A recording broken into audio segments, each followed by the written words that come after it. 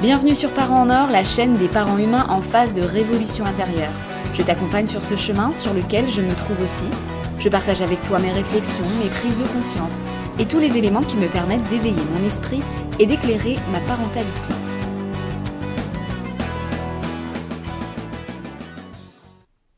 Salut, c'est Sandra, on se retrouve cette semaine pour le podcast un peu plus court et un peu plus personnel. Et aujourd'hui, je voulais te parler du fait d'être quelqu'un de raisonnable. Je voulais t'en parler parce que c'est quelque chose dont je me rends de plus en plus compte quand je regarde en arrière depuis toujours sur moi, sur mon histoire.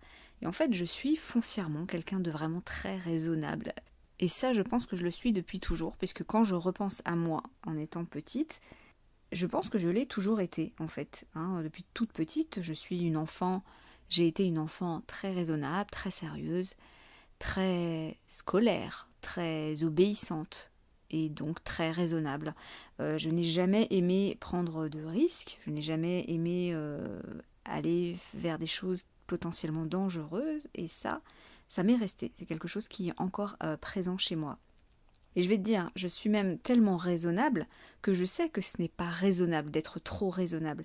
Et du coup, je mets quand même dans ma vie une dose, petite dose, ou en tout cas une dose raisonnable, de folie, de fantaisie et d'excentricité, parce que je sais que une vie trop sérieuse, c'est pas un choix optimal pour l'épanouissement de quelqu'un. Donc être raisonnable de façon idéale, c'est ne pas l'être trop. Et je me suis toujours demandé, ce comportement raisonnable que j'ai depuis, en tout cas que j'observe depuis que je suis toute petite, à quoi est-ce qu'il est dû? Et je sais que personne ne peut réellement me donner de réponse, mais est-ce qu'il est dû à un choix stratégique que j'aurais fait depuis que je suis petite, un choix inconscient évidemment, pour me sentir aimée, me sentir acceptée, pour me conformer et pour me mettre en sécurité, ou est-ce que c'est lié à mon tempérament? Et à mon avis, moi je pense, en tout cas ce qui est possible, c'est que c'est une part de mon tempérament qui m'a fait choisir ce comportement. J'ai pas d'attrait pour le danger, je n'aime pas tout ce qui crée des sensations fortes, parce que déjà, tout ce qui ne crée pas de sensations fortes m'en crée déjà beaucoup. J'ai énormément d'émotions trop fortes déjà dans une vie à peu près normale. Donc les choses qui sont censées donner des émotions fortes, moi ça me donne des malaises. En général dans ma vie, quand j'ai dû traverser des moments difficiles, ou en tout cas qui étaient chargés émotionnellement, soit j'ai eu des malaises, soit j'étais à deux doigts d'en avoir, quoi. Donc j'aime le calme, j'aime le repos, j'aime le silence, j'aime la douceur. C'est quelque chose que je recherche et je ne recherche pas tout ce qui va créer des émotions encore plus fortes qu'elles ne le sont déjà. Et du coup c'est quelque chose que j'ai du mal à comprendre. Alors ce que j'ai du mal à comprendre, c'est le cheminement intérieur qui peut pousser une personne à tenter des choses risquées ou potentiellement dangereuses ou qui peuvent le mettre en insécurité. Je ne parle pas des comportements à risque assez forts, de certaines personnes qui les recherchent volontairement, qui ont subi des traumas et qui du coup cherchent des situations dangereuses pour se créer des phénomènes de dissociation.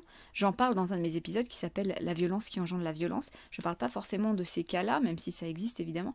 Je parle de comportements assez banals de tout le monde qui vont tenter des choses un peu trop risquées, un peu trop dangereuses, que ce soit au niveau de la sécurité, au niveau de la santé, etc.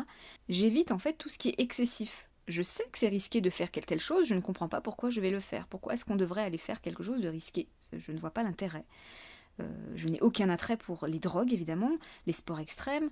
Je n'ai aucune envie de dépenses d'argent excessives, par exemple. En fait, dès que c'est dans l'excès, j'ai du mal à comprendre qu'on puisse y aller, en fait. Parce que, en fait, quand on sait que c'est risqué, on sait que c'est dangereux.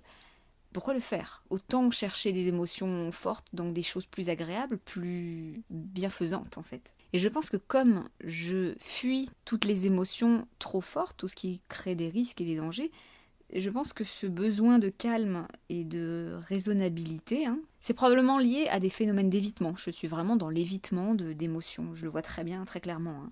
Il y a aussi dans ce comportement de petite fille sérieuse, sage et responsable, qui me suit encore et auquel je me conforme malheureusement encore beaucoup, il y a probablement aussi une part qui est liée à la pression familiale et sociale qu'on met sur les filles, parce qu'une petite fille, ça doit être sérieux, sage et responsable, et c'est elle qui doit s'occuper des gens et des autres, qui doit faire la maman pour tout le monde et qui doit être responsable et sérieuse. Et je pense que quand je repense à mon enfance jusqu'à aujourd'hui, c'est une pression qu'on m'a très clairement posée, de tout venant, de tout le monde.